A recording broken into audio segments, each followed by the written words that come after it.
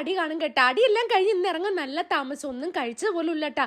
അവളാണെങ്കിൽ school വിട്ട് വന്നതേ ഉള്ളൂ, നല്ല വിശപ്പായിരുന്നേ. ഇതിനിടയ്ക്ക് വീട്ടിലേക്ക് കുറച്ച് സാധനം മേടിക്കണം, പിന്നെ അവൾക്ക് ബിസ്ക്കറ്റ് കേക്ക് എന്തെങ്കിലുമൊക്കെ കുറയ്ക്കാൻ മേടിക്കാൻ വേണ്ടി കയറിയിട്ടാ. അവിടെ കയറിയപ്പോ അവൾക്ക് അത് വേണം ഇത് വേണം ഒരുവിധ സാധനങ്ങളൊക്കെ ഞാൻ എടുത്തായിരുന്നു കേട്ടോ. സ്കൂൾ വിട്ട് വന്നു കഴിഞ്ഞാൽ രണ്ടുപേർക്ക് ചോറ് വേണ്ട, എന്തെങ്കിലും കടപ്പലാരം മതി കേട്ടോ. പണ്ട് കൊച്ചിലെ ഞാനും ഇതുപോലെ ആയിരുന്നു കേട്ടോ. പിന്നെയാണ് ചോറൊക്കെ തിരക്കണത്. വിശക്കണമ്മ എന്ന് പറഞ്ഞ ഒരേ ബഹളമായിരുന്നു. പിന്നെ ഒരു ഐസ്ക്രീം വാങ്ങി കൊടുത്തിട്ട് നേരെ അവളെ പാർലറിൽ പോയി. ഇവിടെ വന്നിട്ട് ഏറ്റവും വലിയ പാടെന്ന് പറഞ്ഞാൽ ഈ മുണ്ട് ഉടുക്കണം കേട്ടാ.